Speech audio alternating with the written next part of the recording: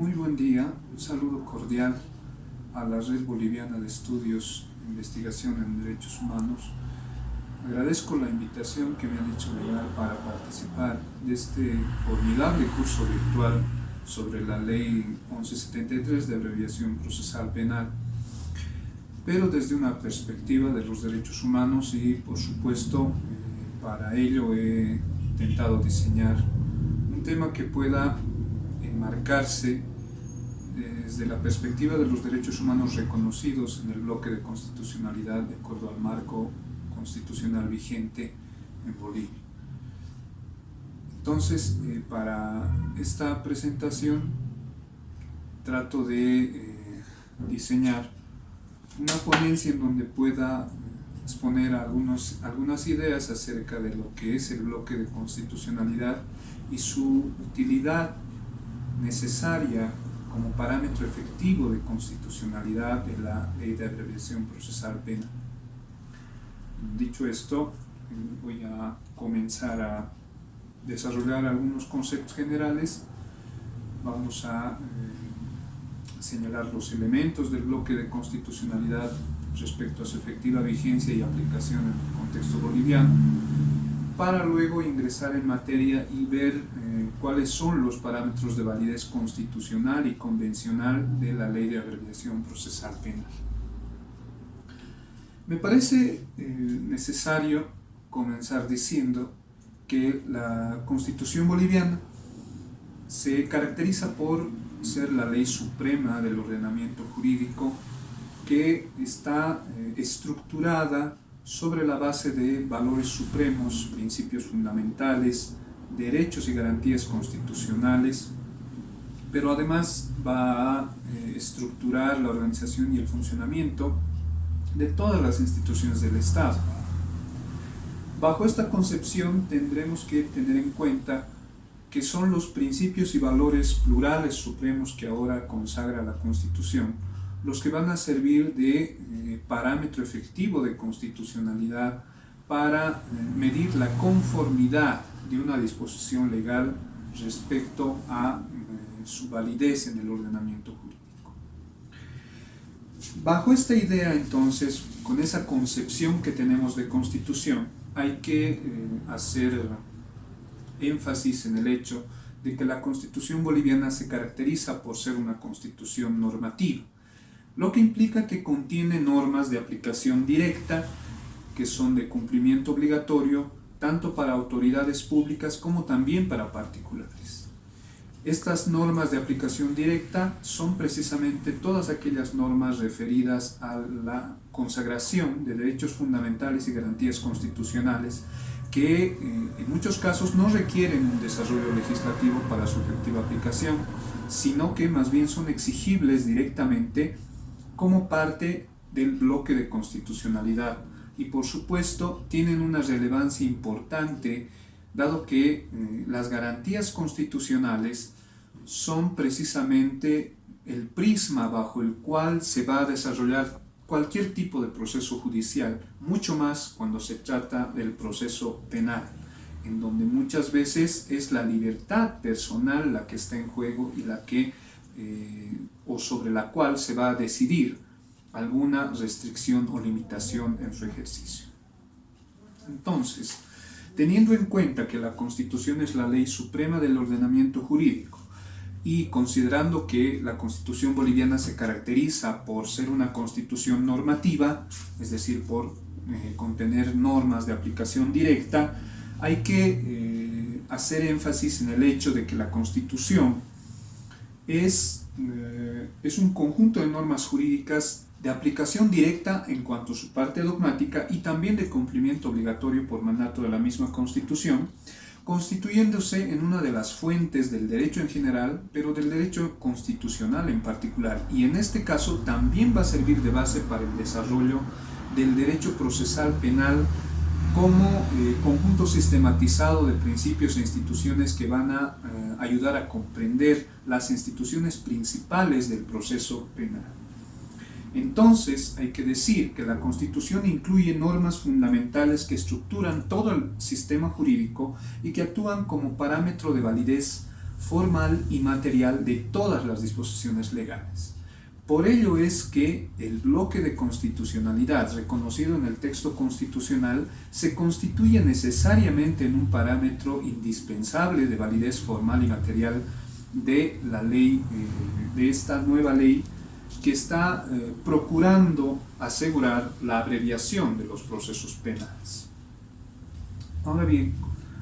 para lograr desarrollar algunas ideas concretas respecto al bloque de constitucionalidad, como bien conocemos, existe un tratamiento diferenciado que la Constitución boliviana asigna a lo que son los tratados internacionales, dado que en su artículo 410, además de consagrar el principio de supremacía constitucional, también consagra la jerarquía normativa y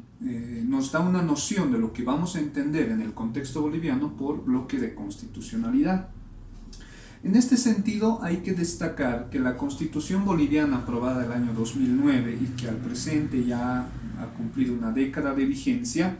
ha decidido seguir la tendencia de otorgar una jerarquía constitucional con aplicación preferente a los tratados y convenios internacionales que consagran derechos humanos a favor de los ciudadanos, lo que se haya respaldado en sus mismas normas cuando el artículo 410 en su parágrafo segundo declara expresamente que el bloque de constitucionalidad está integrado por los tratados y convenios internacionales en materia de derechos humanos y las normas de derecho comunitario que hayan sido ratificadas por el país.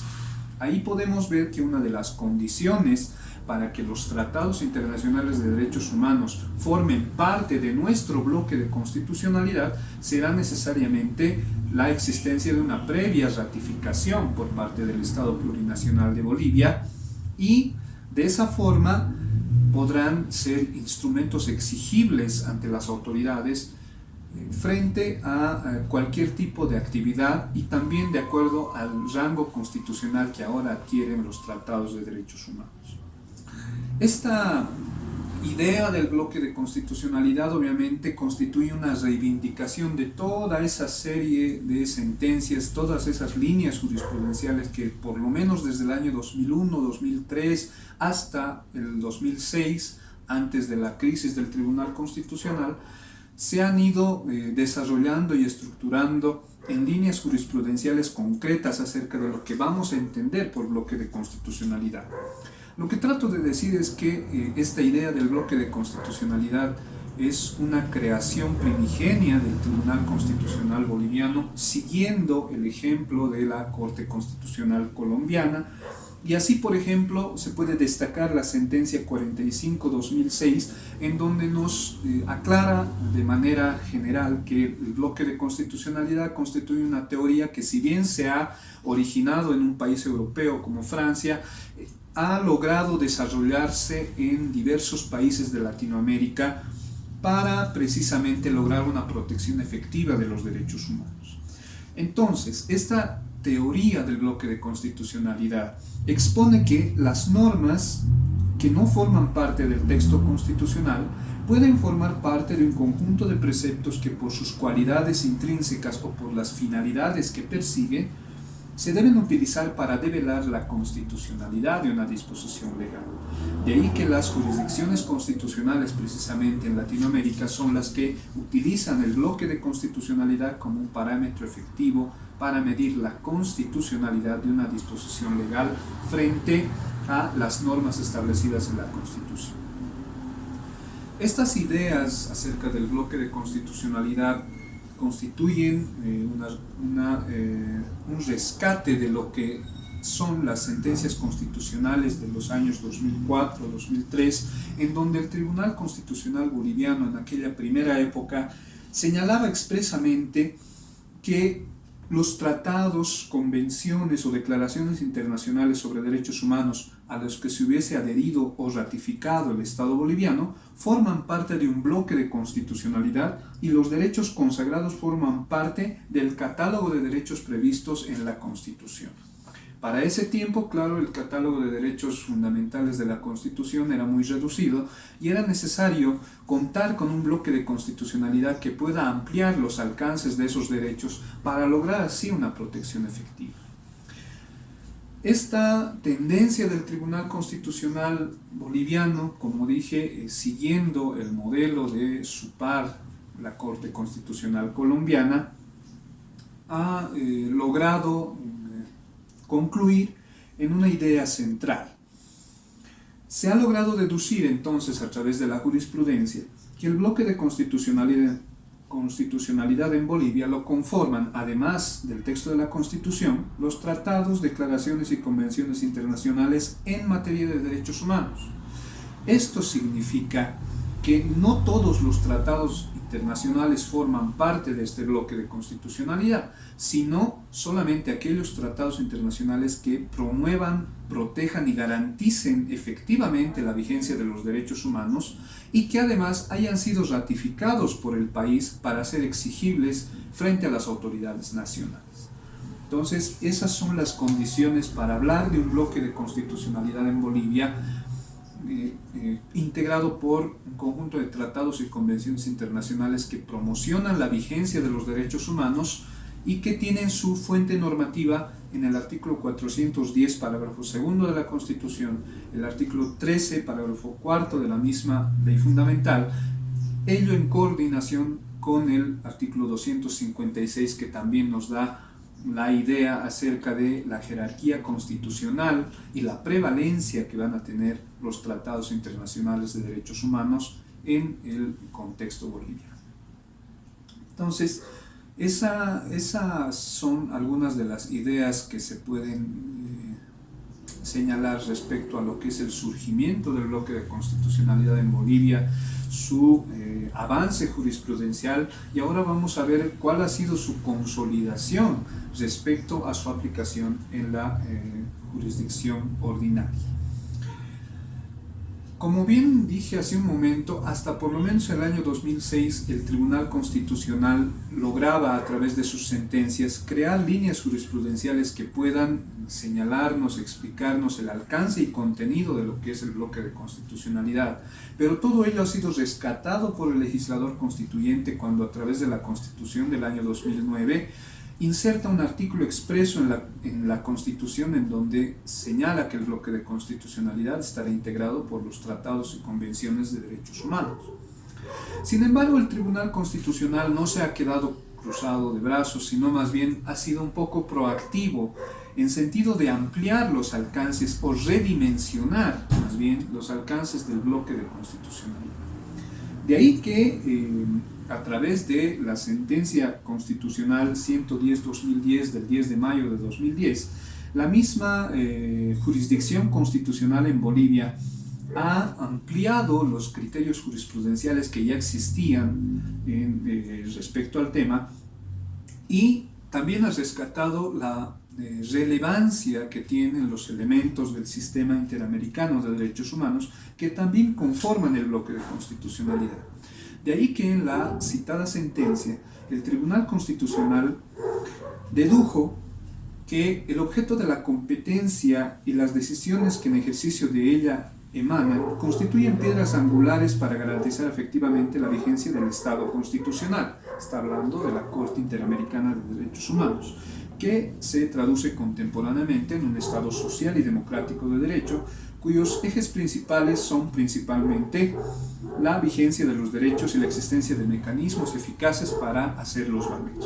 Por eso es que las sentencias emanadas de este órgano, dice el tribunal, forman parte del bloque de constitucionalidad y fundamentan no solamente la actuación de los agentes públicos, es decir, de las autoridades públicas, sino también subordinan en cuanto a su contenido a toda la normativa infraconstitucional. A través de esta sentencia del año 2010, entonces, el Tribunal Constitucional integra al bloque de constitucionalidad las sentencias emitidas por la Corte Interamericana de Derechos Humanos, como un parámetro efectivo de constitucionalidad que nos va a habilitar también para el posterior ejercicio del control de convencionalidad. En consecuencia, se han emitido algunos pronunciamientos, como por ejemplo la Declaración Constitucional 3-2013 del 25 de abril, en donde el Tribunal Constitucional ha sido claro al establecer que el bloque de constitucionalidad imperante en el Estado plurinacional está compuesto por los siguientes compartimentos. La Constitución como norma positiva, es decir, como norma jurídica, esa Constitución normativa de la que hablaba hace un momento. Los tratados internacionales sobre derechos humanos y las normas comunitarias. Estos tres elementos estarán señalados en el artículo 410 de la misma Constitución. Sin embargo, en una interpretación progresiva, el Tribunal Constitucional también ha agregado a este listado los principios y valores plurales supremos del Estado plurinacional que la misma Constitución está estableciendo, como ser, por ejemplo, el vivir bien, la solidaridad, la justicia, la igualdad material, entre otros. Entonces, este tipo de valores plurales supremos que la misma Constitución está estableciendo en la parte de los principios ético-morales, el artículo 8, formarán parte también del bloque de constitucionalidad, dice el Tribunal, como un componente adicional que está amparado además por el principio de supremacía constitucional. Entonces, ahí el Tribunal hace también una ampliación respecto al contenido del bloque de constitucionalidad. De toda esta producción jurisprudencial podemos ya deducir por lo menos 5 elementos del bloque de constitucionalidad que estarán vigentes en Bolivia para medir la efectividad de las disposiciones legales, para medir su conformidad con los parámetros constitucionales y sobre todo convencionales. Entonces, en una interpretación sistemática y extensiva, acorde al valor axiológico que contiene la Constitución, se puede deducir fácilmente ahora que el bloque de constitucionalidad está integrado por lo menos por 5 elementos. La Constitución como norma jurídica, con normas de aplicación directa, como dije hace un momento, los tratados y convenciones internacionales sobre derechos humanos, que están destinados a la protección y vigencia de estos derechos a nivel universal, las normas de derecho comunitario ratificadas por el país, las sentencias emitidas por la Corte Interamericana de Derechos Humanos como garante del respeto a estos derechos a nivel interamericano y también los principios y valores plurales supremos que la misma Constitución establece entre sus principios ético-morales, es decir, en la parte axiológica de su contenido. Entonces, estos 5 elementos del bloque de constitucionalidad nos servirán para medir la efectividad de una disposición legal. Nos servirán para medir la validez formal y material de toda disposición legal en realidad. Esto significa que no es suficiente entonces que una disposición legal sea emitida conforme al procedimiento legislativo establecido en la misma Constitución, sino que además tendrá que conformarse, adecuarse a estos 5 elementos que forman parte del bloque de constitucionalidad para lograr una vigencia efectiva y una aplicación práctica.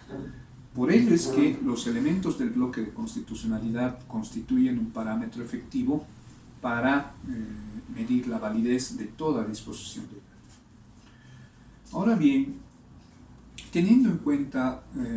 claro ya el panorama respecto al bloque de constitucionalidad, los elementos de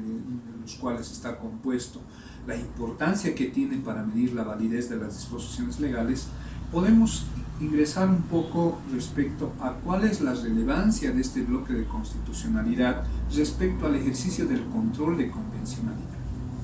Si entendemos por control de constitucionalidad el efectivo cumplimiento de los mandatos y principios establecidos en la Constitución, entenderemos también por control de convencionalidad esa adecuación necesaria que debe existir entre las disposiciones internas frente a las normas establecidas por la Convención Americana sobre Derechos Humanos.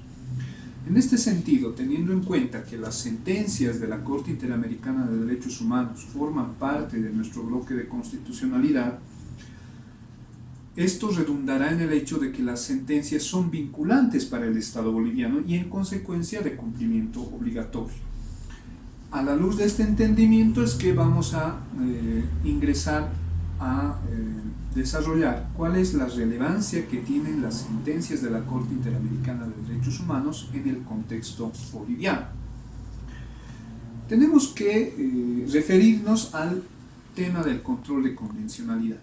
que a nivel regional y a nivel interamericano obviamente conlleva mucha investigación. Se han desarrollado o se han publicado libros enteros respecto al control de convencionalidad, pero me gustaría hacer énfasis en cuál es la relevancia de este control para el ejercicio del control de legalidad, el control de constitucionalidad en el contexto boliviano.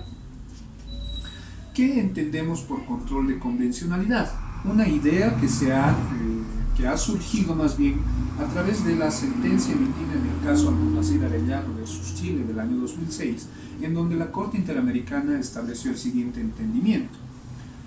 Nos decía en ese tiempo la Corte que el Poder Judicial debe ejercer una especie de control de convencionalidad, solo una especie de control de convencionalidad, entre las normas jurídicas internas que aplican a los casos concretos y la Convención Americana de Derechos Humanos. En esta tarea el Poder Judicial debe tener en cuenta no solamente el Tratado Interamericano, sino también la interpretación que ha hecho la Corte Interamericana, que es la intérprete última de la Convención. Aquí el Tribunal Interamericano estaba señalando la necesidad de que exista una compatibilización entre las normas de derecho interno frente a las normas internacionales que contiene la Convención Americana en este caso. Ahora, ¿cuáles son los aspectos rescatables de esta idea del control de convencionalidad? En el caso trabajadores cesados del Congreso, por ejemplo, la Corte Interamericana señaló dos características esenciales respecto a la naturaleza del control de convencionalidad. Dijo que este control procede de oficio sin necesidad de que las partes lo soliciten, lo que implica una obligación por parte de las autoridades públicas, en este caso autoridades judiciales, que van a tener la labor de administrar justicia, teniendo que ejercer necesariamente un control de convencionalidad entre las normas que van a aplicar al caso concreto frente a las disposiciones de la Convención. Y por otro lado, la Corte también estableció que debe ejercerse este control dentro del marco de las respectivas competencias y regulaciones procesales existentes, considerando otros presupuestos formales y materiales de admisibilidad y procedencia. Entonces, la Convención Americana constituye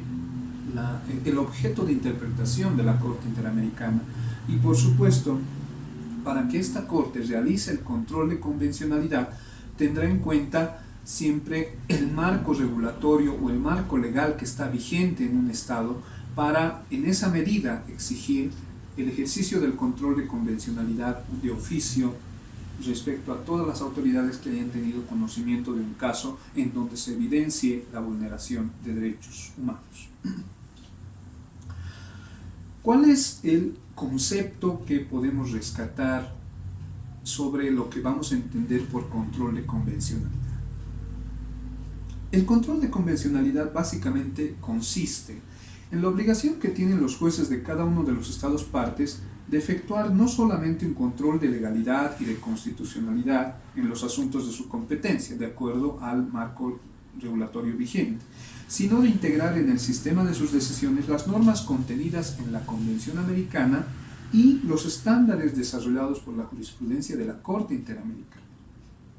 A esto se reduce el ejercicio del control de convencionalidad, la necesidad de adecuar las disposiciones de derecho interno o las disposiciones domésticas, como señalan algunos teóricos del control de convencionalidad, respecto a las normas contenidas en la Convención Americana sobre Derechos Humanos. Entonces, podemos hacer referencia también a que la doctrina del control de convencionalidad establece o contiene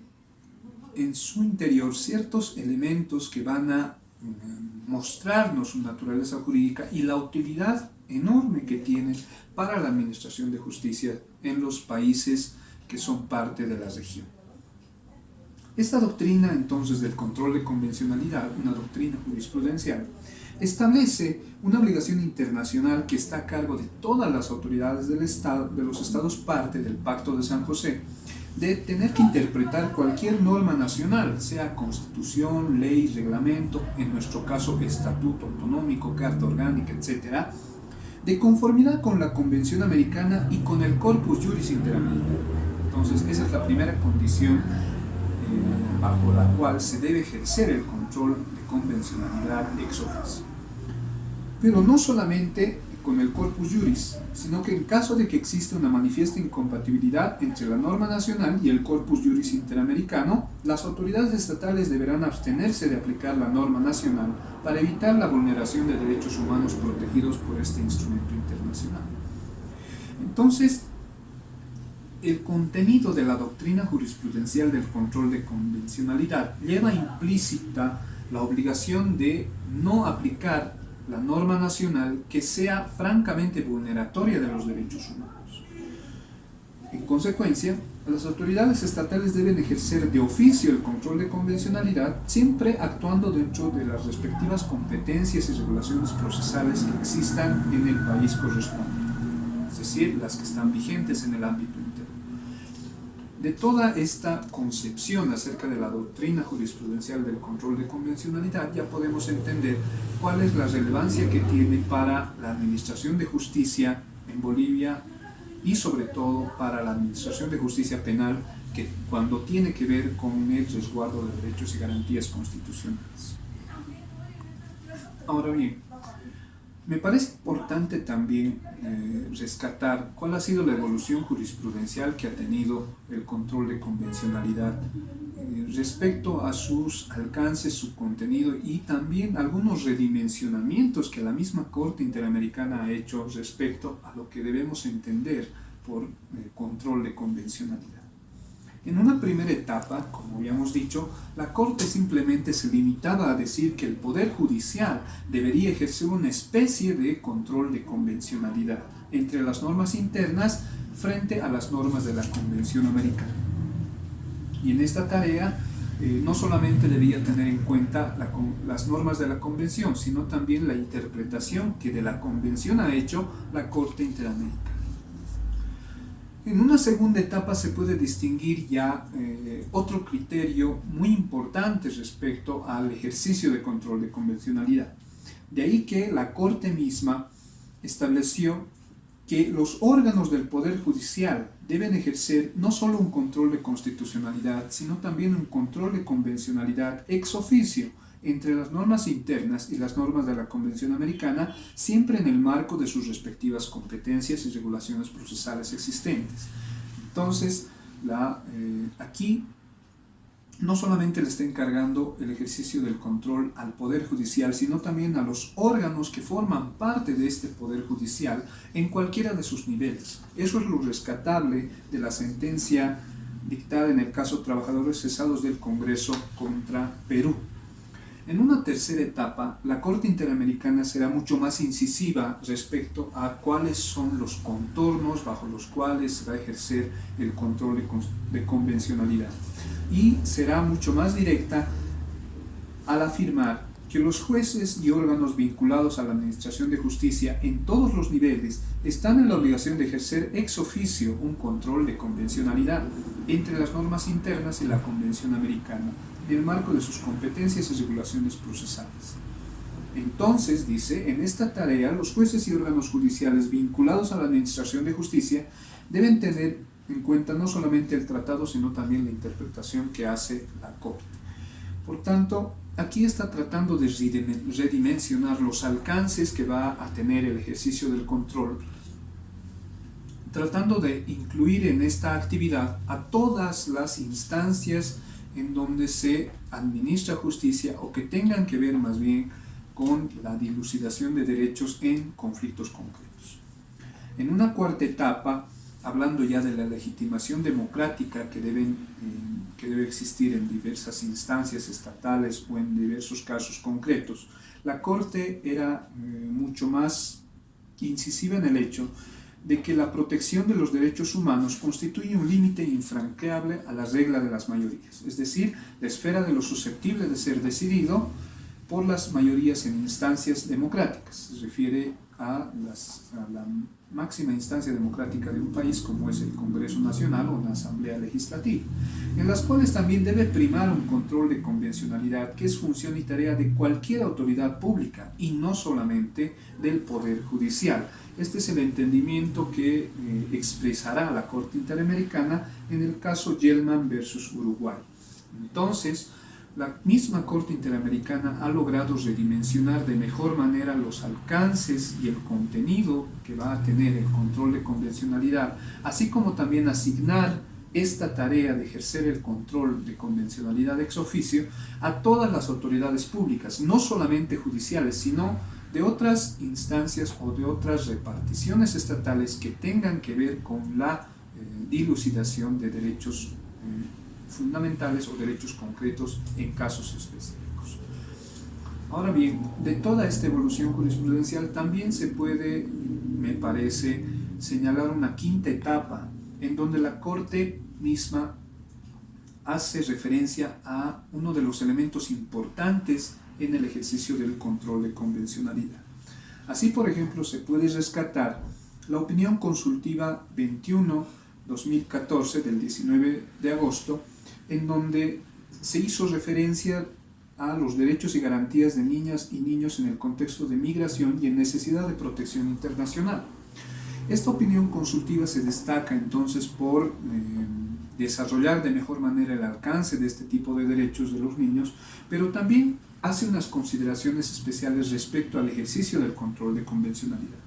Es así que en la opinión consultiva la Corte considera necesario que los diversos órganos del Estado, nuevamente haciendo referencia a la necesidad de ejercer el control, realicen el correspondiente control de convencionalidad también sobre la base de lo que señale en ejercicio de su competencia no contenciosa, es decir, su competencia consultiva, lo que indudablemente comparte con su competencia contenciosa el propósito del sistema interamericano, cuál es la protección de los derechos fundamentales de los seres humanos. Entonces, a través de este entendimiento expresado precisamente en una opinión consultiva, la Corte no solamente se limita a señalar, como lo hacía en sus anteriores sentencias, que se debe tener en cuenta las disposiciones de la Convención Americana y la interpretación que de ella hace la Corte Interamericana, sino también se debe tener en cuenta, dice, las opiniones consultivas que en ejercicio de su competencia no contenciosa emite la misma Corte, precisamente dando a conocer los alcances que va a tener cualquiera de las disposiciones de la Convención Americana que tenga que evaluar o revisar o más bien explicar para una protección efectiva de derechos humanos en un caso concreto. Entonces, toda esta producción jurisprudencial, tanto a nivel nacional, a través de los lineamientos acerca del bloque de constitucionalidad, como la producción jurisprudencial de la Corte Interamericana respecto al ejercicio del control de convencionalidad, nos van a servir de base para medir la efectividad de las disposiciones legales y en este caso para medir la compatibilidad de la ley de abreviación procesal penal respecto a las normas de la Constitución y las normas de la Convención Americana sobre Derechos Humanos. Entonces, para ello, no solamente tendremos que tener en cuenta el catálogo de derechos fundamentales establecidos en la Constitución, sino también las normas del bloque de constitucionalidad integradas por los 5 elementos que hace un momento ya he señalado y que, por supuesto, sirven de parámetro efectivo para medir la constitucionalidad de esta disposición legal y también servirán de base para el ejercicio adecuado del control de convencionalidad de esta disposición legal. Bien, en esta segunda parte me toca referirme con mayor especificidad a las disposiciones de la Ley 1173 de abreviación procesal penal, siempre sobre la base de las normas constitucionales y convencionales existentes y también sobre los entendimientos jurisprudenciales que ha establecido hasta el momento la Corte Interamericana y que por supuesto nos van a servir de base para medir de alguna manera la convencionalidad de esta disposición legal.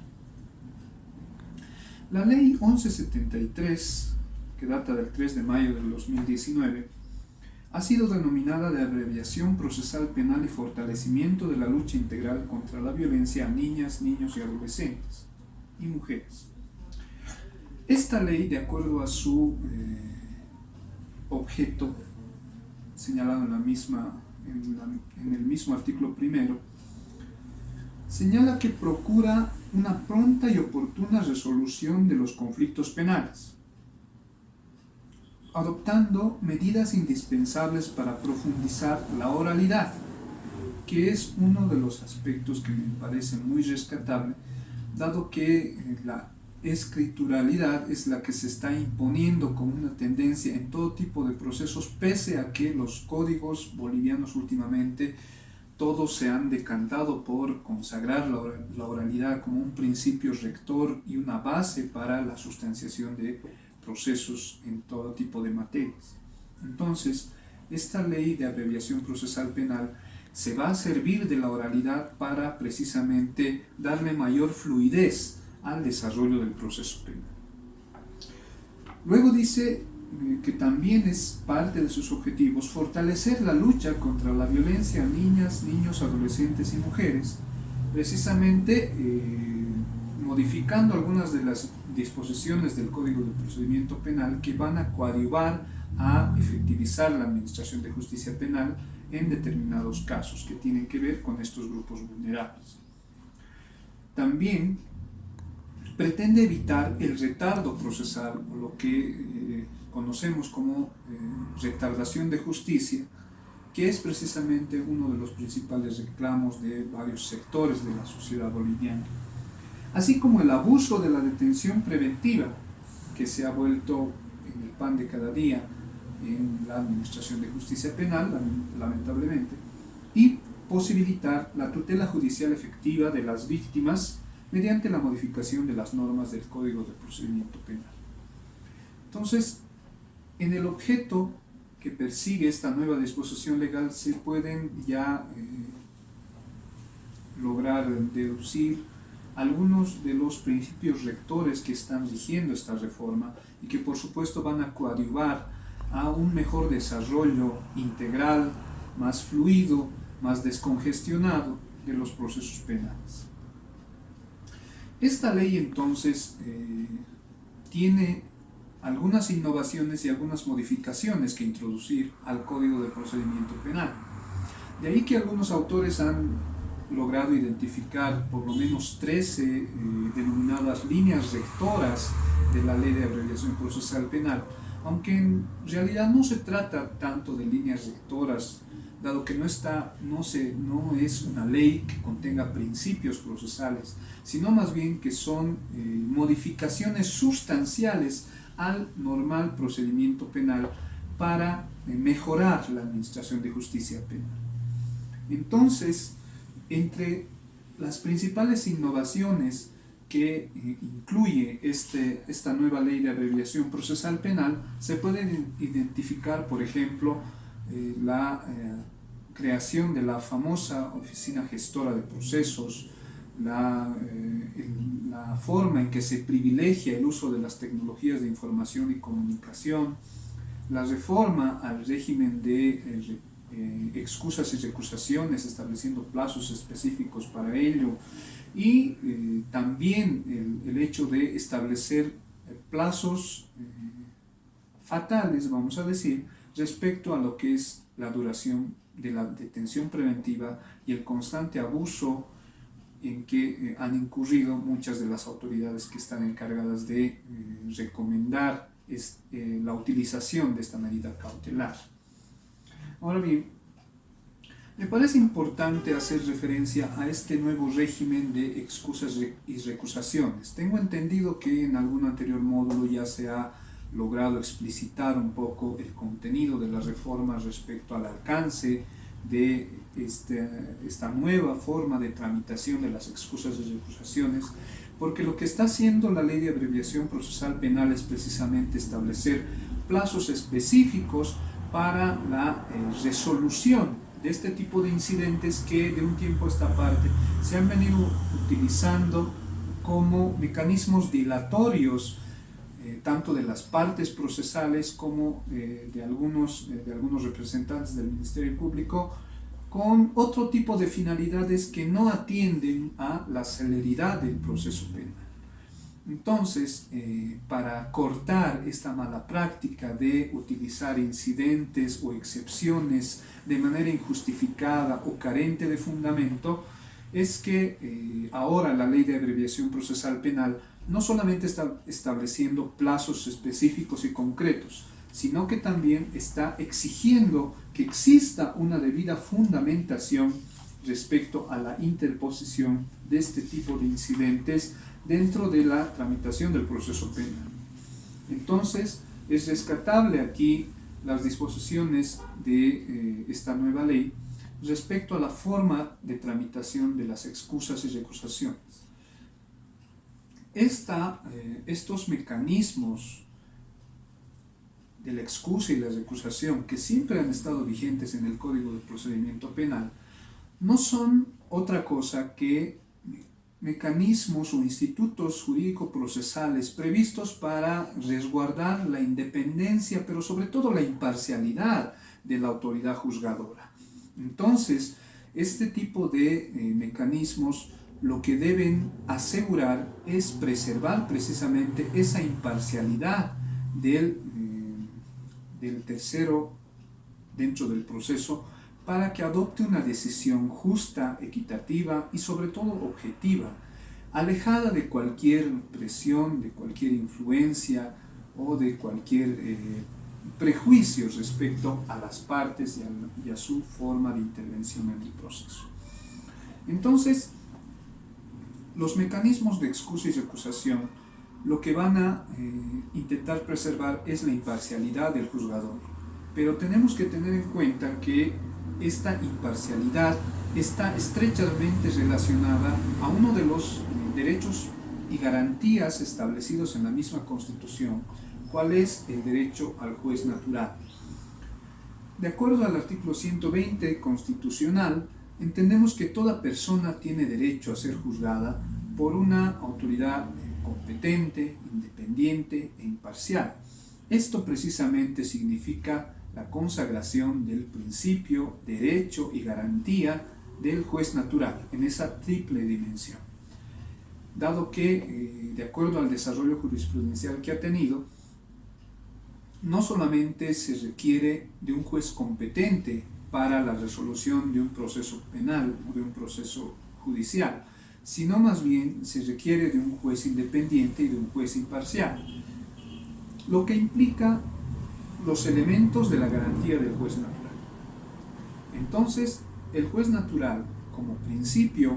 estará compuesto por los elementos de juez competente, juez independiente y juez imparcial. El juez competente será aquel señalado por ley para la resolución de un caso concreto. El juez independiente estará vinculado a la necesaria independencia judicial que debe preservar en todo momento el juzgador, no solamente durante la tramitación del proceso, sino sobre todo a momento de emitir su decisión. Y la imparcialidad tendrá que, o digo mejor, estará referida a que el juez tendrá que estar libre de cualquier tipo de prejuicio o presión por parte de las que son partes del proceso para adoptar una decisión final que sea justa y equitativa conforme a los datos del proceso y también conforme a la verdad histórica de los hechos. Entonces, es importante rescatar este derecho al juez natural que como principio y garantía constitucional está establecido en nuestra Constitución y que por supuesto va a servir de una idea rectora y base para la sustanciación del proceso penal. El ejercicio de esta garantía servirá para un mejor desarrollo del juicio oral, público, contradictorio y continuo que debe preservarse dentro de todo proceso penal como una de las etapas principales en donde precisamente se va a dilucidar cuál es la verdad histórica de los hechos de acuerdo a los argumentos de la víctima o del imputado respecto a un hecho delictivo que merezca un juzgamiento equitativo y que en su caso pueda derivar en una sanción. Esta idea del derecho al juez natural nos remite necesariamente a una macrogarantía mucho más importante, cual es la garantía del debido proceso, que es otra de las líneas rectoras establecidas por la Constitución, no solo para la tramitación de procesos administrativos, sino también procesos judiciales en cualquier tipo de materia. Entonces, la relevancia o la importancia del debido proceso será de utilidad para la tramitación de los procesos penales, siempre en resguardo de los derechos y garantías tanto de las víctimas como de los imputados. De ahí que es relevante rescatar ese catálogo de garantías constitucionales válidos en el proceso penal que el mismo Código de Procedimiento Penal establece en su primera parte. Esto significa que las garantías constitucionales que el Código de Procedimiento Penal está señalando en su primera parte deberán ser interpretados siempre conforme a los postulados que la misma Constitución está estableciendo para la tramitación de un verdadero debido proceso penal. Ahora bien, entre los elementos del debido proceso, obviamente se destacan una variedad que la jurisprudencia constitucional ha sido muy incisiva en desarrollar. Entre estos elementos se puede destacar el derecho a ser oído, el derecho a ser juzgado sin dilaciones indebidas, el derecho a ser asistido por un defensor, el derecho a tener un traductor de acuerdo al idioma que tenga el imputado, el derecho a una resolución pronta y oportuna, el derecho a presentar pruebas y otra serie de derechos que tienen que ver o que tienen una relevancia especial en los procesos penales. Pero en lo que me gustaría incidir es en el derecho a ser juzgado en un plazo razonable, como lo voy a explicar en algunos minutos más. Entonces, entre los aspectos rescatables de lo que es la Ley de Abreviación Procesal Penal, me parece importante destacar que los mecanismos de excusa y recusación, como decía, son precisamente mecanismos idóneos para preservar la imparcialidad del juzgador y que ahora van a recibir un tratamiento mucho más especializado, no así dilatorio ni tampoco dejado a la libre discrecionalidad del juzgador, sino que va a estar sujeto a plazos específicos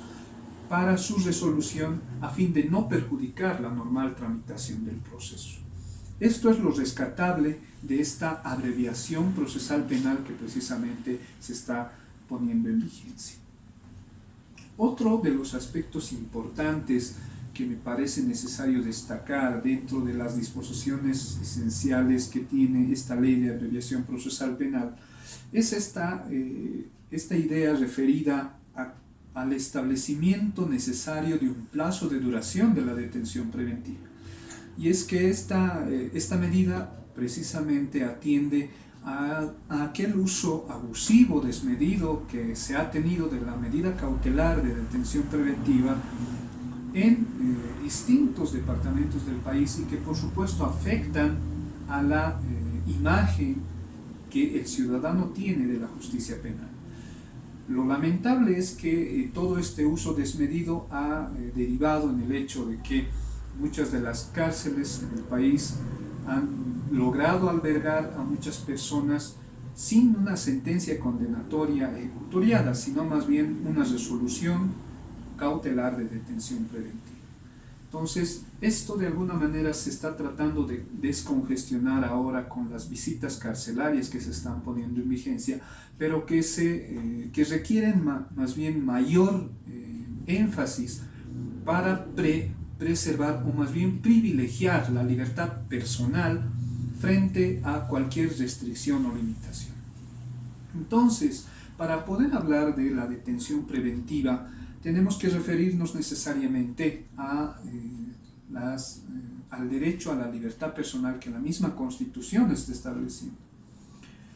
Es así que la Constitución, por ejemplo, la Constitución boliviana, en el artículo 23, establece claramente que toda persona tiene derecho a la libertad y seguridad personal. Aquí está consagrando claramente el derecho a la libertad personal y además establece una prevención en el sentido de que la libertad personal solo podrá ser restringida en los límites señalados por ley para asegurar el descubrimiento de la verdad histórica en la actuación de las instancias jurisdiccionales. Entonces, aquí la norma constitucional, además de consagrar el derecho a la libertad personal como un derecho fundamental inherente al ser humano, establece la posibilidad de la restricción o limitación en el ejercicio de este derecho siempre en el marco legal establecido, porque para ello la misma Constitución habla de los límites señalados por ley para habilitar este tipo de restricción, lo que por supuesto fundamenta la utilización de las medidas cautelares personales, entre ellas la detención preventiva. Entonces es importante rescatar este catálogo de medidas cautelares personales que la Ley de Abreviación Procesal Penal ahora pone en vigencia, ampliando lo que se tenía previsto anteriormente, dado que establece en su artículo 231 bis como medidas cautelares personales la fianza juratoria, la obligación de presentarse ante el juez o autoridad, la obligación de someterse a cuidado o vigilancia de una persona, la prohibición de concurrir a determinados lugares, la prohibición de comunicarse con determinadas personas, la fianza personal o económica, la vigilancia del imputado mediante algún dispositivo electrónico también, la prohibición de salir del país o del ámbito territorial que la autoridad judicial determine, la detención domiciliaria bajo las condiciones establecidas por la autoridad judicial, por supuesto, y entre estas está la detención preventiva únicamente en los casos permitidos por este código. Entonces, para conocer los casos permitidos por el Código de Procedimiento Penal a fin de tener conciencia sobre el uso racional que debe existir de la detención preventiva, tenemos que hacer referencia o basarnos en los requisitos para la detención preventiva o para la aplicación de esta medida cautelar. Esta Ley de Abreviación Procesal Penal hace una explicación mucho más efectiva o mucho más comprensible respecto a la procedencia de la detención preventiva cuando establece que la detención preventiva únicamente será impuesta cuando las demás medidas cautelares personales sean insuficientes para asegurar la presencia del imputado y el no entorpecimiento de la averiguación del hecho. Esta disposición, el artículo 233, que es reformado por la Ley de Abreviación Procesal Penal, tiene estrecha relación con las finalidades que persigue una medida cautelar personal tan gravosa como es la detención preventiva. Esta medida cautelar personal, entonces, lo que persigue es asegurar la presencia del imputado durante el desarrollo de todo el proceso penal y también asegurar la efectiva aplicación de la sentencia o de lo decidido en la sentencia en caso de que ésta sea condenatoria. Entonces, atendiendo a estas dos finalidades es que se deberá pensar en la imposición de una medida cautelar personal,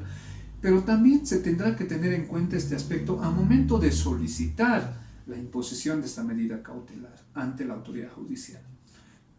Esto básicamente significa que una medida cautelar personal tan gravosa como la detención preventiva solamente puede ser impuesta en la medida en que sea estrictamente necesaria para asegurar la presencia del imputado, así como también para asegurar la correcta ejecución de la sentencia.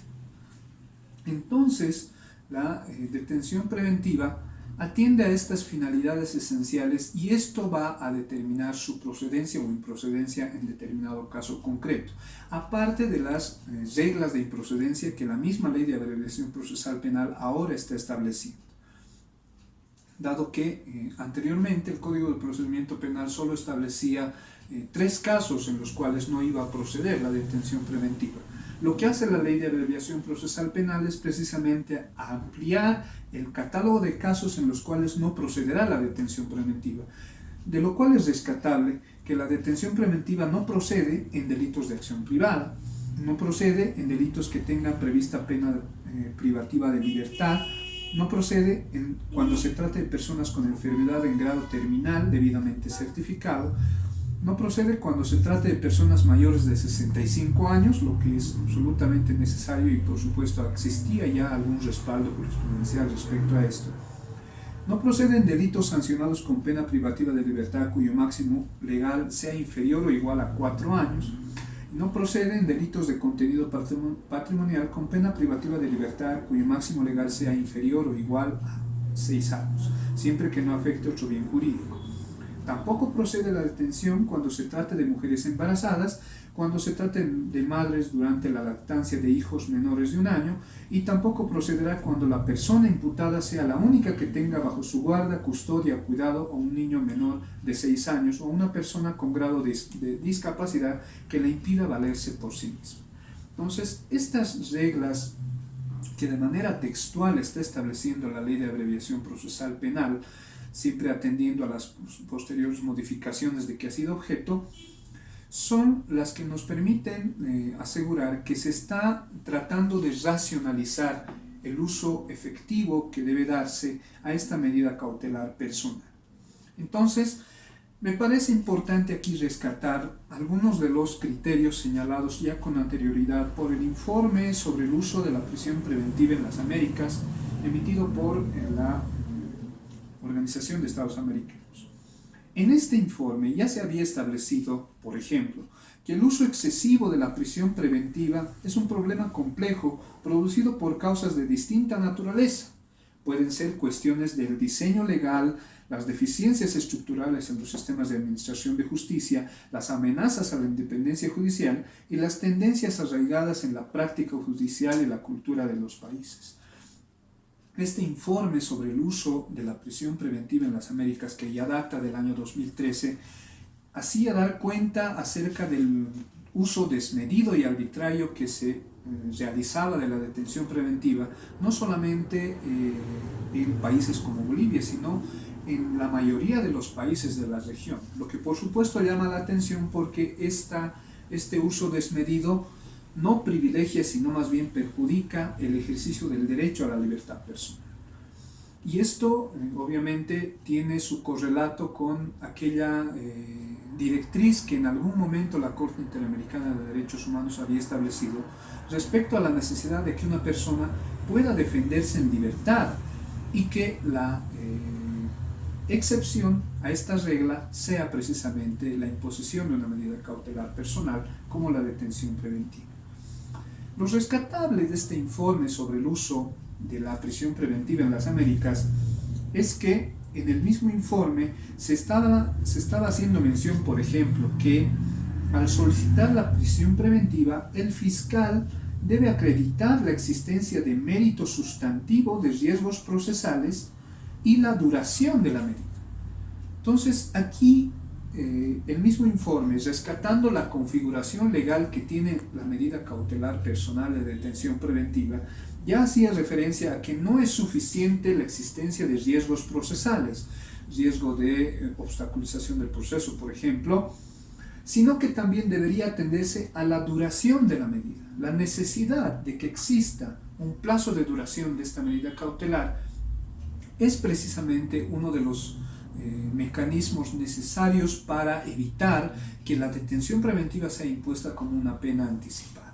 Y esto es lo que se puede rescatar de este informe y lo que se puede ver de alguna manera trasuntado en el contenido de la Ley 1173, que ahora establece la necesidad de que el fiscal, a momento de solicitar la aplicación de la medida cautelar de detención preventiva, establezca necesariamente un plazo de duración de esta detención preventiva. De ahí que el artículo 233, entre los requisitos para la detención preventiva, establece, por ejemplo, que existan elementos de convicción suficientes para sostener que el imputado es con probabilidad autor o partícipe de un hecho delictivo, motivo por el cual se solicitará la imposición de una medida cautelar de detención preventiva, o en su caso debe existir también debe constatarse también la existencia de elementos de convicción suficientes de que el imputado no se someterá al proceso o en su caso de alguna manera llegará a obstaculizar la averiguación de la verdad.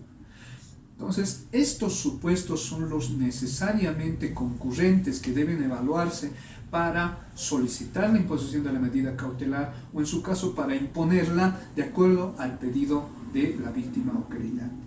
Pero esta ley de abreviación procesal penal es mucho más específica para lograr un uso racional y no desmedido de la detención preventiva,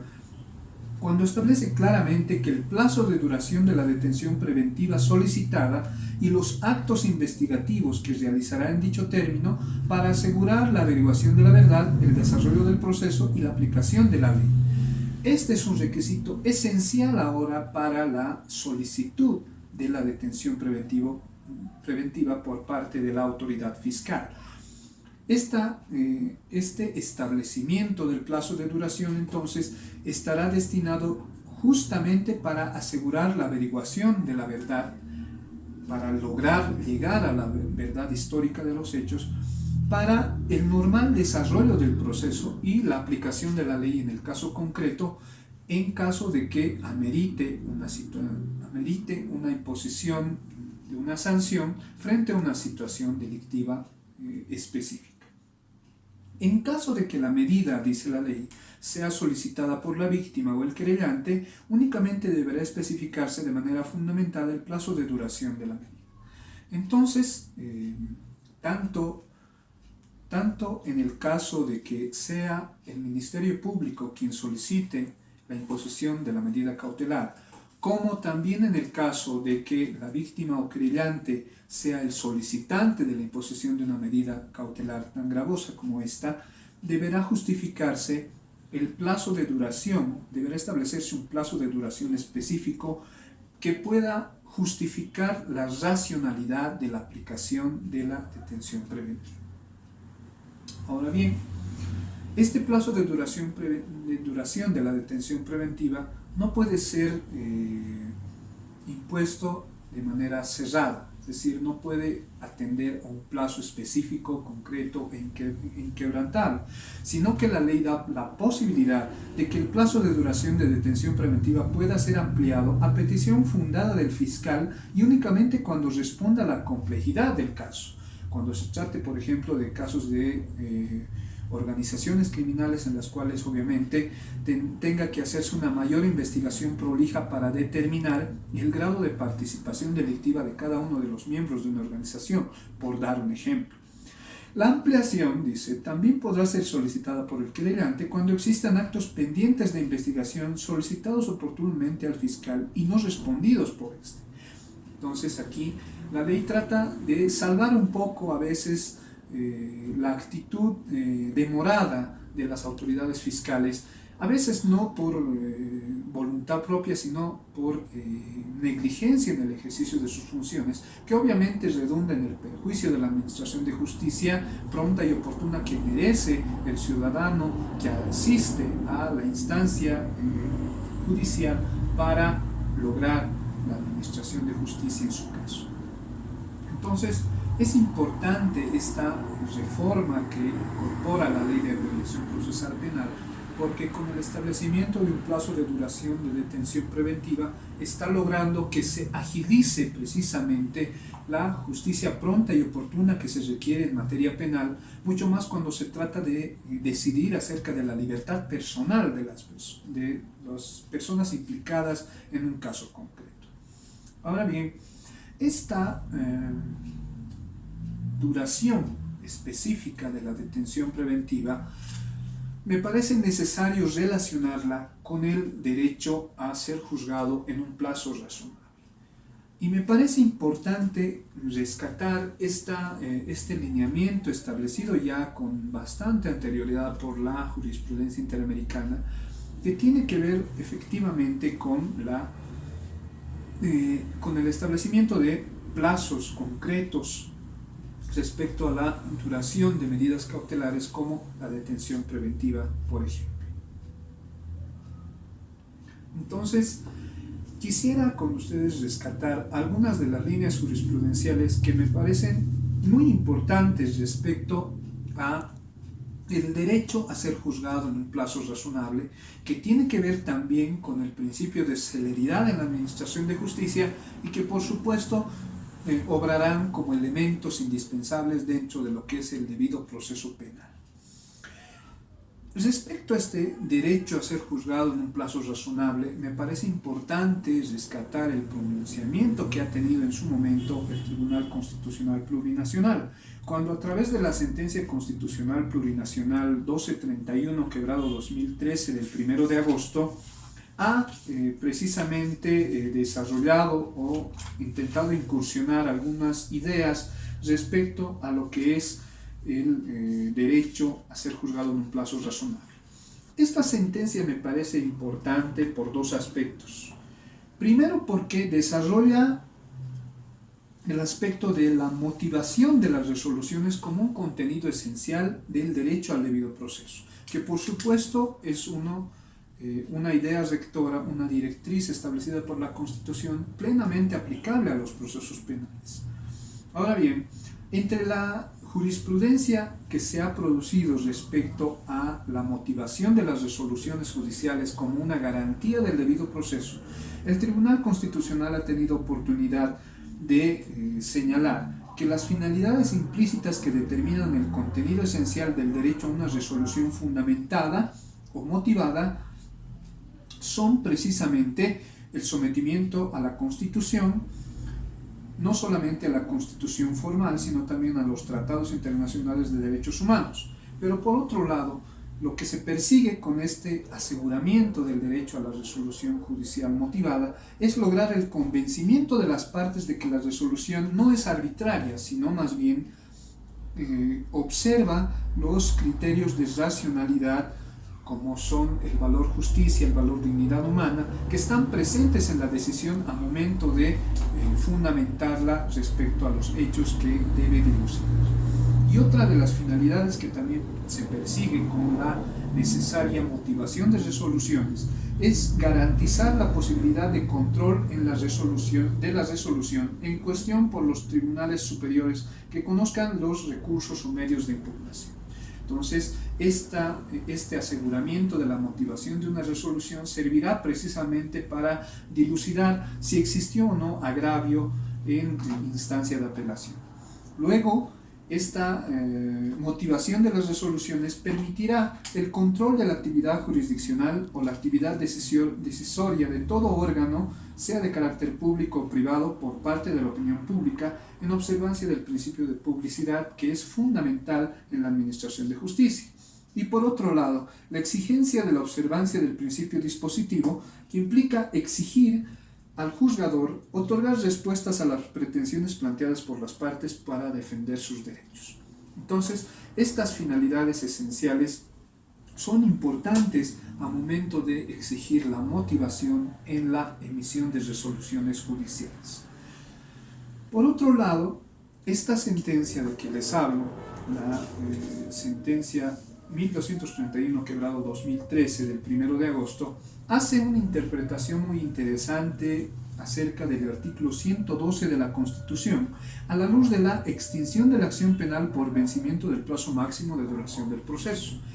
Este es uno de los ejes temáticos que va a abordar esta sentencia y que lo relaciona directamente con el artículo 7, numeral 5 de la Convención Americana sobre Derechos Humanos, que forma parte del bloque de constitucionalidad, como ya hemos dicho hace un momento, y que reconoce expresamente que toda persona tendrá derecho a ser juzgada dentro de un plazo razonable, a ser puesta en libertad.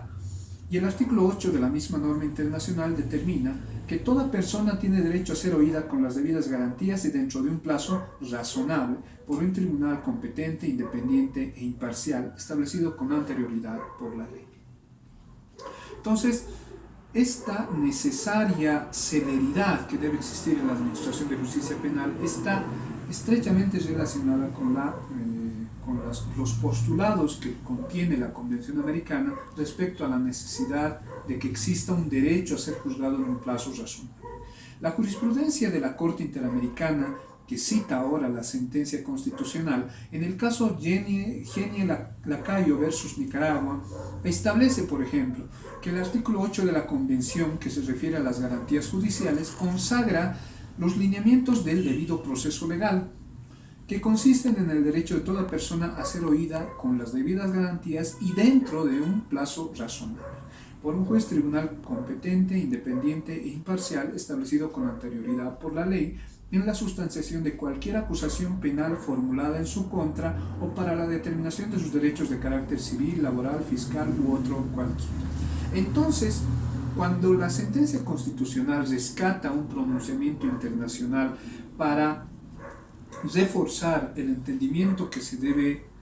tener respecto al derecho a ser juzgado en un plazo razonable, me parece importante tener en cuenta no solamente las normas de la Convención Americana, sino también la interpretación que hace la Corte Interamericana sobre el alcance de estas normas. Entonces,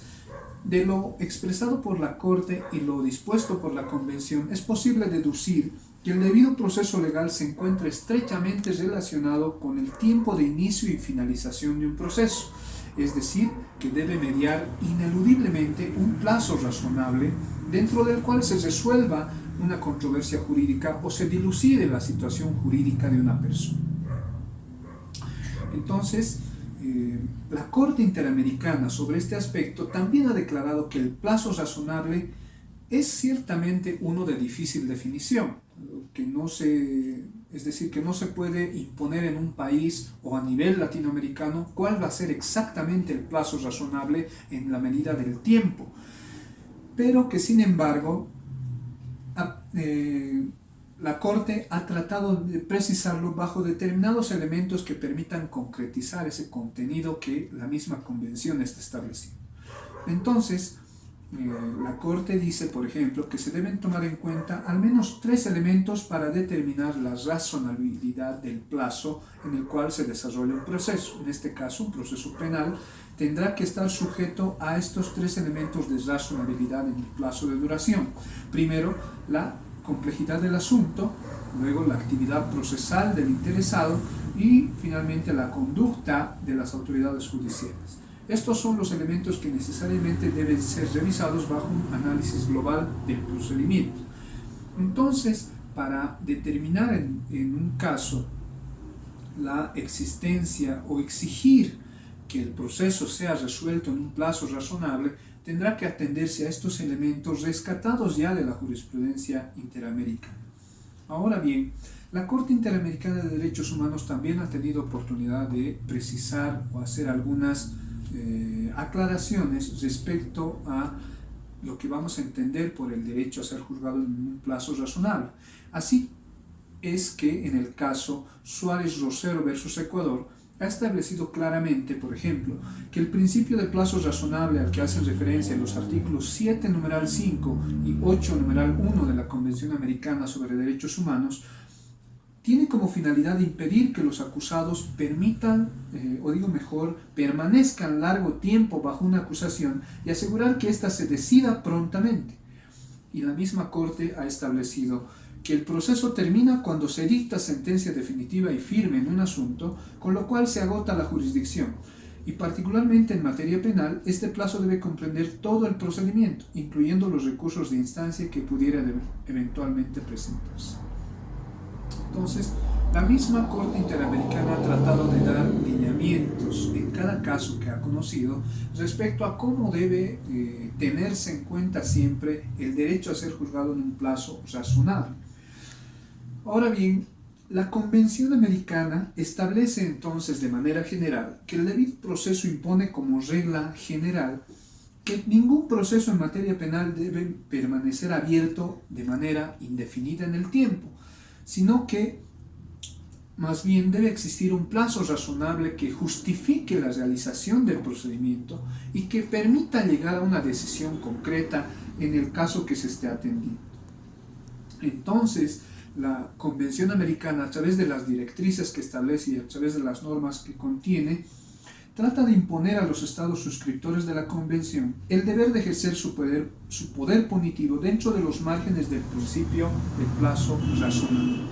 Por tanto, Otra de las limitaciones al ejercicio del poder punitivo del Estado estará también determinado por el plazo razonable de duración de todo proceso, en este caso un proceso penal.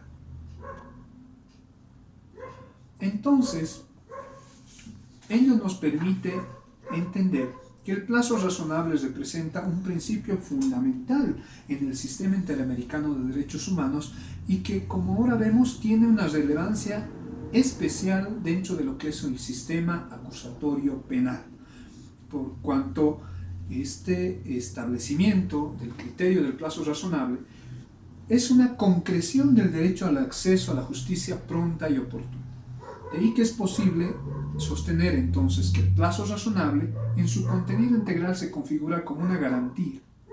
que condiciona la actividad jurisdiccional del Estado en el desarrollo del tiempo en el proceso, el que debe desenvolverse con seriedad atendiendo a las particularidades y la complejidad de cada caso concreto, cuyo análisis da lugar al plazo considerado razonable.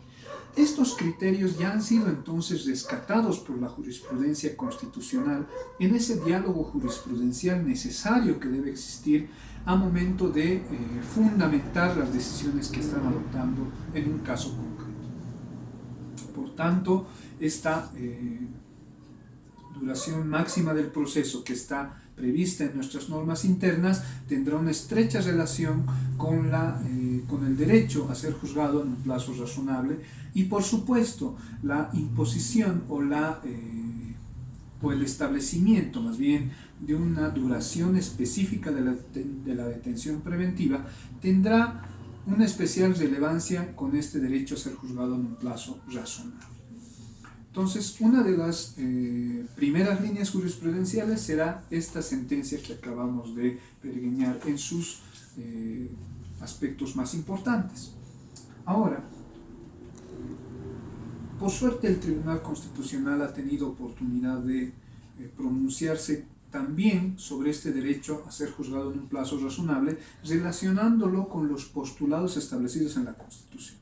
De ahí que rescatamos la sentencia constitucional plurinacional 565/2015 de la Sala Primera del 1 de junio de ese año, en donde entre los fundamentos jurídicos del fallo se destaca el acápite de la celeridad y el plazo razonable como componente del debido proceso. Aquí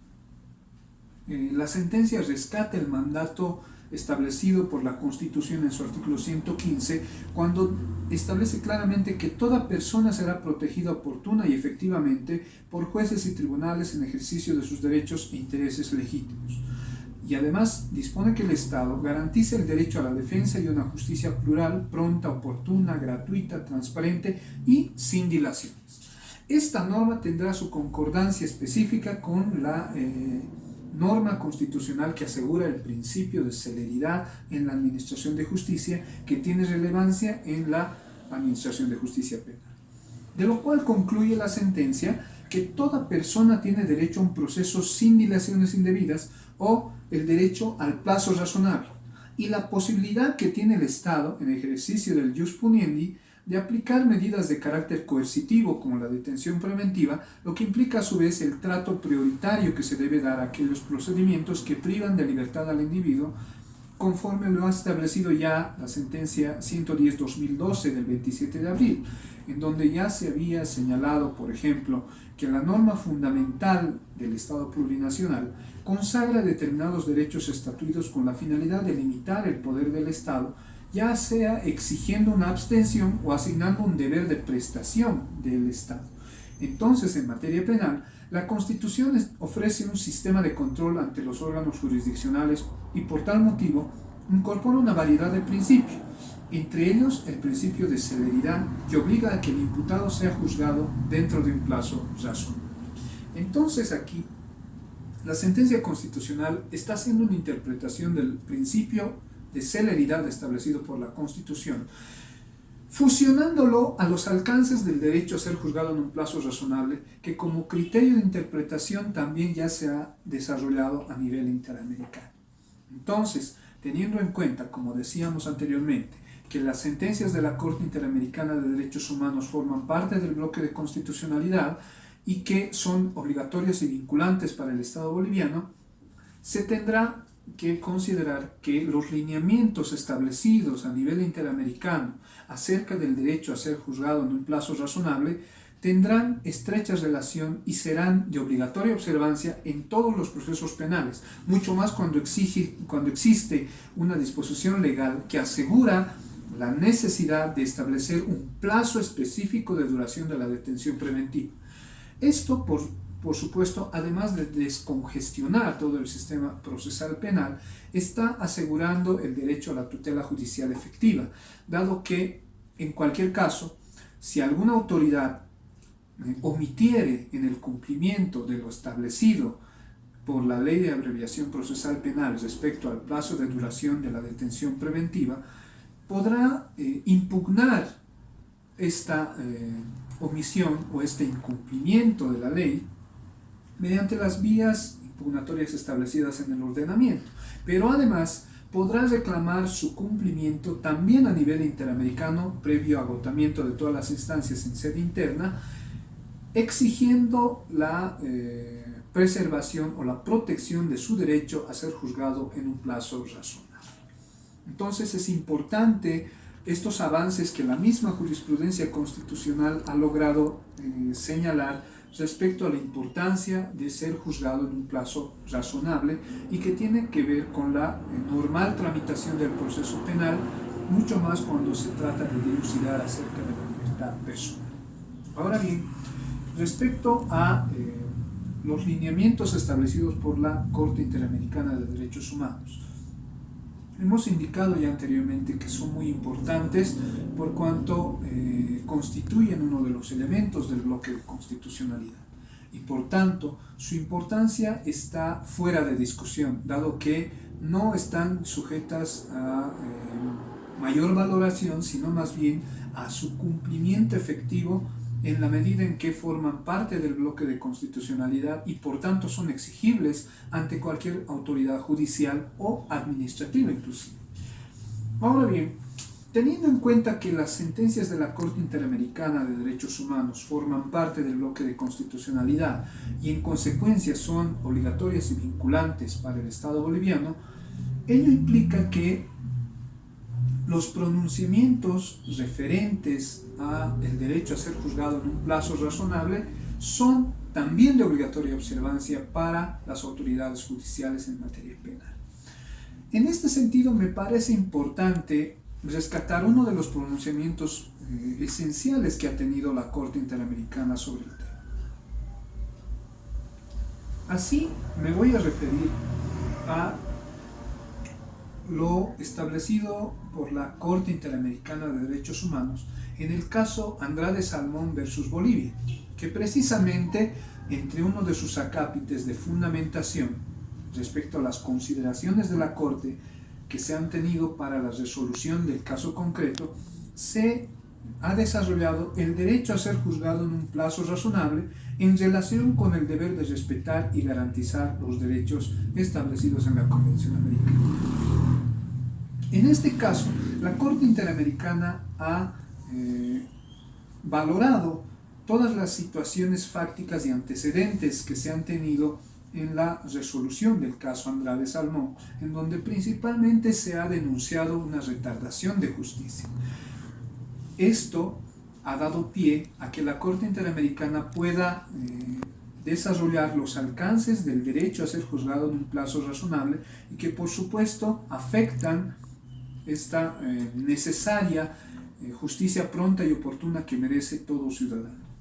De ahí que en la sentencia, entre las consideraciones de la Corte, se hace referencia específicamente a que el derecho de acceso a la justicia requiere que los hechos investigados en un proceso penal sean resueltos en un plazo razonable.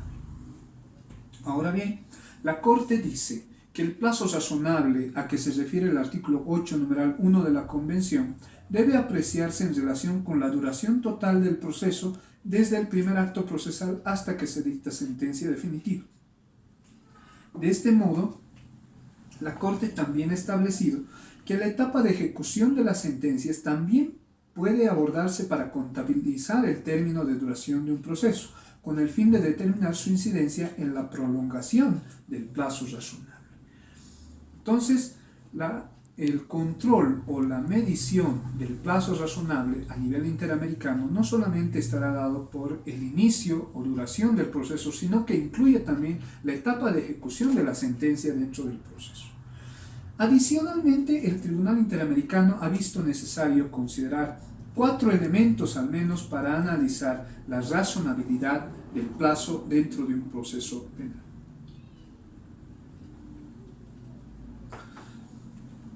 Más allá de lo rescatado por la jurisprudencia constitucional, es importante tener en cuenta entonces por lo menos 4 elementos para determinar la razonabilidad de un plazo en un proceso penal. Primero, se deberá tener en cuenta la complejidad del asunto. Segundo, la actividad procesal que desarrolla el interesado. Tercero, la conducta de las autoridades dentro del proceso. Y luego, la afectación generada en la situación jurídica de la persona involucrada en el proceso. Estos elementos entonces serán determinantes para lograr identificar la vulneración o no del derecho a ser juzgado en un plazo razonable. Sobre este aspecto,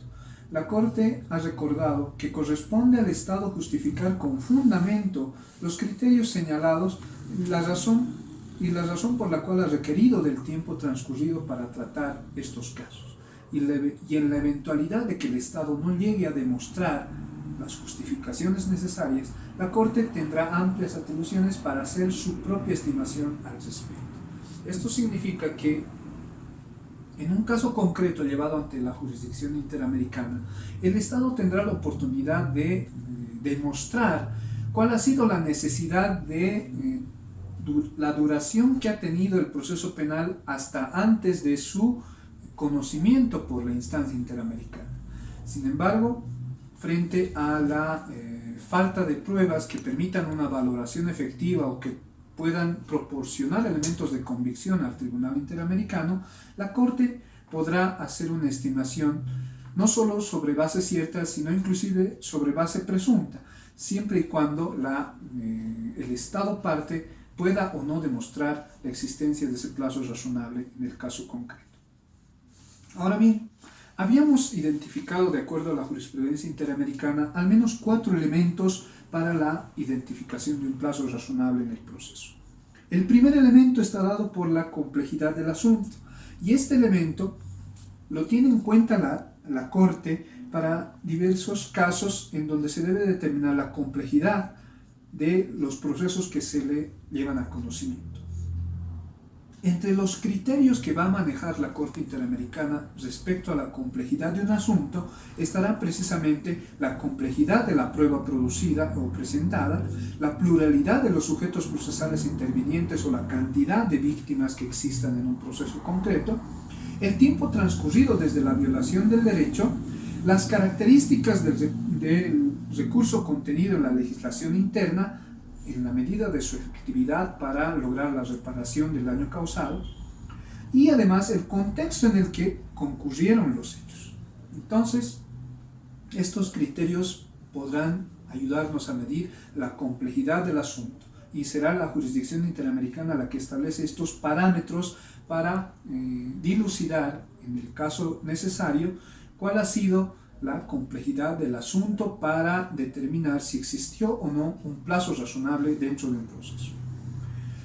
Un segundo elemento es precisamente el referido a la actividad procesal que desarrolla el interesado dentro de un proceso. Respecto a este elemento, es decir, la actividad procesal, la Corte ha evaluado si los sujetos realizaron las intervenciones en los procesos que le eran razonablemente exigibles. Entonces, aquí podemos ver que la razonabilidad es uno de los criterios necesarios para determinar si las actuaciones procesales realizadas por los interesados en los procesos fueron precisamente necesarias para determinar si existió o no el plazo razonable en cada una de las actuaciones. Entonces, estos dos elementos estarán sujetos a determinados criterios que la misma Corte Interamericana ha logrado desarrollar. Un tercer elemento será precisamente la conducta desarrollada por las autoridades judiciales o administrativas encargadas de la tramitación, sustanciación y resolución de un proceso concreto. En este caso, refiriéndonos a un proceso penal, este tercer elemento respecto a la conducta de las autoridades, es decir, que la Corte ha entendido que los jueces, como rectores del proceso, tienen el deber de dirigir y encauzar el procedimiento judicial a fin de no sacrificar la justicia y el debido proceso en pro del formalismo.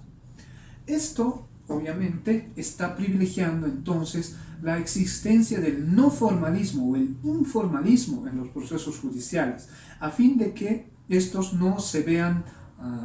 aletargados por el cumplimiento de determinados requisitos que puedan afectar el hecho de que concluyan los procesos en un plazo razonable. Y por último, el cuarto elemento, que se refiere a la afectación generada en la situación jurídica de la persona involucrada en el proceso, tiene su relevancia en la Corte, dado que se ha establecido que las autoridades deben actuar con mayor diligencia en los casos donde la duración del proceso depende de la protección de otros derechos de los sujetos del proceso. Entonces, en la medida en que no se logre o no se permita una mayor afectación de derechos en un proceso, se tendrá que medir si la afectación generada en la situación jurídica de la persona ha sido determinante respecto al plazo razonable dentro del proceso, en este caso, proceso penal. Estos lineamientos entonces de la Corte Interamericana de Derechos Humanos, ahora plasmados en la sentencia del caso Andrade Salmón versus Bolivia, nos permitirán conocer cuáles son los alcances y el contenido del derecho a ser juzgado en un plazo razonable, que en nuestro caso, y de acuerdo a la necesidad de adecuación a las disposiciones internas, está estrechamente relacionado no solamente con el derecho al debido proceso, sino también con el principio de celeridad, que es fundamental en la administración de justicia y sobre todo en la administración de justicia penal. Estos criterios de la Corte Interamericana de Derechos Humanos, en donde interpreta una de las disposiciones esenciales de la Convención Americana, que ahora forma parte del bloque de constitucionalidad y que por supuesto tiene un rango de obligatoriedad y vinculatoriedad para las autoridades judiciales en materia penal, tiene su relevancia en la medida en que la Ley de Abreviación Procesal Penal está estableciendo determinados plazos específicos de duración de cada uno de los actos procesales o de las instancias a que dan lugar los actos procesales que se sustancian dentro del proceso. En consecuencia,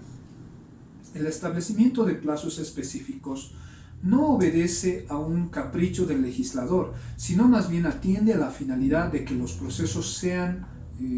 llevados adelante y tramitados y sustanciados en la medida de provocar menor perjuicio a los ciudadanos que exigen una administración de justicia penal pronta y oportuna. Esta administración de justicia pronta y oportuna estará entonces estrechamente relacionada al principio de celeridad establecido en la Constitución, al principio del debido proceso, que como derecho y garantía también ha sido desarrollado por el Tribunal Constitucional, pero también tendrá su correlato exclusivo con el derecho a ser juzgado en un plazo razonable, de acuerdo no solamente a las normas de la Convención Americana en su artículo 8 cuando habla de las garantías judiciales, sino también a los criterios desarrollados por la jurisprudencia interamericana cuando ha establecido los elementos necesarios e indispensables a ser tomados en cuenta a momento de evaluar si se ha vulnerado o no el derecho a ser juzgado en un plazo razonable. Entonces, todo este bagaje de producción jurisprudencial es la que nos va a permitir conocer o aplicar de mejor manera las disposiciones de la Ley de Abreviación Procesal Penal, debido a que la implementación de esta ley precisamente obedece a una mayor efectividad en la administración de justicia penal a fin de evitar cualquier retardo procesal que pueda perjudicar los derechos de las personas a el acceso a la justicia. Entonces, desde esta perspectiva de la jurisprudencia interamericana que precisamente asegura el ejercicio de los derechos humanos, es que se puede entender cuál es el alcance y finalidad de las disposiciones efectivas que contiene ahora la Ley 1173 de abreviación procesal penal. Por tanto, la lectura que debe hacerse de las disposiciones que ahora modifican el Código de Procedimiento Penal siempre tendrá que realizarse a la luz de las garantías constitucionales que son válidas en el proceso penal y que están establecidas en el título preliminar del Código de Procedimiento Penal, pero también a la luz de los principios y valores plurales supremos establecidos en la Constitución, como por ejemplo el derecho al juez natural y el principio de celeridad, que sirve de base más bien para conectar este principio con el derecho a ser juzgado en un plazo razonable que la misma Convención Americana de Derechos Humanos, entre sus disposiciones, está estableciendo como una garantía de efectividad para la administración de justicia. Entonces, a través de las disposiciones de la Constitución y de la Convención Americana, se estará asegurando de mayor manera la administración de justicia penal pronta, oportuna y efectiva. Es cuanto puedo desarrollar respecto a los lineamientos de la jurisprudencia interamericana de derechos humanos, agradeciendo por supuesto la invitación que se me ha cursado para participar de este curso virtual, esperando que estas ideas puedan ser de mayor utilidad para los operadores de justicia y sobre todo también para los abogados litigantes. Me despido agradeciéndoles su atención.